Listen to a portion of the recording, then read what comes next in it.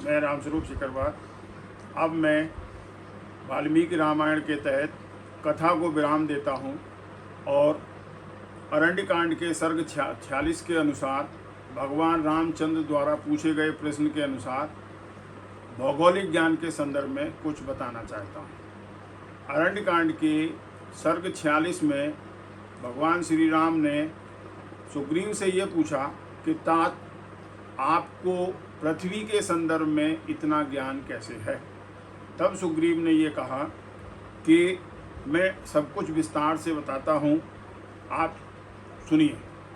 दुंदुभी राक्षस का वध करने के बाद जब बाली वापस आया तो मुझे राज करता हुआ देख के क्रोधित हो गया और मुझे मारने के लिए दौड़ा। मैं अपने मंत्रियों जामवंत, हनुमान, नील, तार को साथ लेके पूर्व दिशा की तरफ गया। वहाँ से भी जब पीछा नहीं छूटा तो पश्चिम दिशा की तरफ गया और वहाँ से भी जब पीछा नहीं छूटा तो मैं उत्तर दिशा की तरफ गया।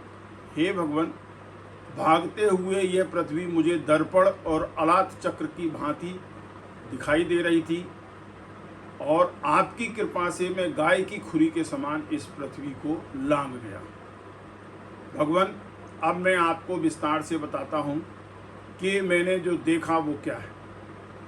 सबसे पहले यहाँ से पूर्व दिशा की समझ चलते समय हमें यवद्वीप मिलेगा, जिसे हम वर्तमान में जावा कहते हैं। यवद्वीप के आगे चलने पर हमें रूप्यक द्वीप मिलेगा, जिसको हम फिलीपींस कहते हैं। फिलीपींस के आगे चलने पर, अनुसंधान करने पर हमको 7 समुद्रों से सुशोभित क्षेत्र मिलता है। ये 7 समुद्र मूल रूप से वर्तमान में जापान के आसपास स्थित समुद्र हैं। इस समुद्र के पार करने के बाद हमको बड़वानल मिलता है। बड़वानल वह स्थान है जहाँ समुद्र से हमेशा आग निकलती रहती है और ये आग कभी शांत नहीं होती। वैज्ञानिकों के अनुसंधान के अनुसार ये स्पष्ट हुआ कि ये बड़वानल पैसिफिक रिंग ऑफ ओशियन है, जो पैसिफिक समुद्र के चारों तरफ फैली हुई है। सुग्रीव ने कहा कि बड़वानल को पार करने के बाद आपको एक पर्वत मिलेगा जो अति ऊंचा है, स्वर्ण से बना हुआ है। इस पर्वत पर एक वृक्ष के ऊपर ध्वजा फहराती हुई मिलेगी। यह वृक्ष ताड़ का है, 3 शाखाओं का है। इस 3 शाखाओं वाले ताड़ वृक्ष के आगे बानरों की कोई पहुंच नहीं है। इसके आगे आप नहीं जा सकते, आप वहां से वापस लौट आए। इस प्रकार पूर्व दिशा का विवरण एंडीज पर्वत से वापस लौटने तक होता है। पश्चिम दिशा के संदर्भ में बाली ने बताया कि भगवान, जब मैं वापस लौटा तो पश्चिम दिशा में भागा। पश्चिम दिशा में भागने पर सबसे पहले मुझे मरुस्थल मिला। मरुस्थल मिलने के बाद मुझे सप्त सिंधु नदी मिली। सप्त सिंधु नदी के बाद मुझे स्वर्ण की खदानों वाला देश मिला, जिसे वर्तमान में हम ईरान के नाम से जानते हैं। उसके बाद मुझे खाड़ी मिली जहाँ मोतियों की पैदाइश होती है। ये वर्तमान में फारस की खाड़ी कही जाती है। उसके आगे चलने पर हमको स्वर्ण भूमि मिली। ये स्वर्ण भूमि सीरिया कहलाती है। वर्तमान सीरिया के भूमि के बाद जब मैं आगे चला तो मुझे लहलाता हुआ समुद्र मिला। बानरों की पहुंच वहीं तक थी, इसलिए मैं वहां से लौट आया। ये क्षेत्र वर्तमान की स्थिति में लेबनान कहलाता है। मैं भाग के वापस जब आया, बाली मेरे पीछे लगा रहा।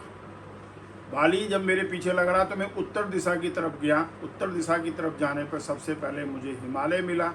हिमालय के बाद मुझे कैलाश पर्वत मिला। कैलाश पर्वत के पार जाने पर मुझे उत्तर कुरु राज्य मिला। उत्तर कुरु राज्य मिलने के बाद मैं वैखानस झील पर पहुंचा। उसके किनारे बहुत सारे संत महात्मा रहते हैं, पूजा करते हैं और वो उसी झील की पानी को पीते हैं। वैकाल झील को वैखानस झील को वर्तमान में वैकाल झील कहते हैं और ये कजाकिस्तान, उज्बेकिस्तान, ताजिकिस्तान के मध्य ताजे पानी की सबसे बड़ी झील है।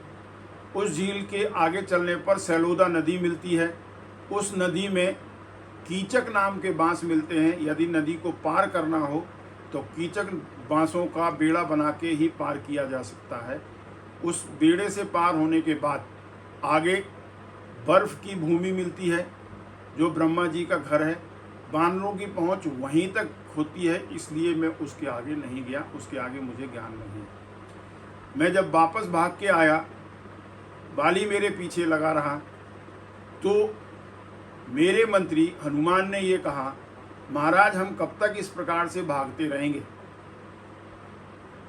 जहाँ तक मुझे अंदाज है कि दुंदुभी राक्षस के भाई मायावी की लाश को फेंकने की वजह से मतंग ऋषि ने बाली को श्राप दिया हुआ है कि बाली यदि ऋषिमुख पर्वत के 7 कोस के दायरे में भी आ जाएगा तो उसके सिर के टुकड़े टुकड़े हो जाएंगे। बाली मतंग ऋषि के श्राप से पीड़ित है, वो श्राप को जानता है, इसलिए ऋषिमुख पर्वत पर नहीं आएगा। इस प्रकार से मैं अपने मंत्री हनुमान, तार, नल, नील और जामवंत के साथ इस ऋषिमुख पर्वत पर आ गया। भगवान जी, ये बात सही है कि मनुष्य जब सुखद स्थिति में होता है तो उसे भोजन प्रिय लगता है, मनुष्य जब विपरीत स्थिति में होता है तो उसे भगवान का भजन प्रिय लगता है। अनुकूलस्य भोजनम प्रतिकूलस्य भजनम। प्रतिकूल में मनुष्य जितना सीखता है वो अनुकूल में उतना सीखने के लिए तत्पर नहीं होता है। क्योंकि हमारे प्राणों पर संकट था, दशा हमारे प्रतिकूल थी, इसलिए हमने दुनिया का भ्रमण किया और दुनिया की भौगोलिक स्थिति को सीखा। धन्यवाद।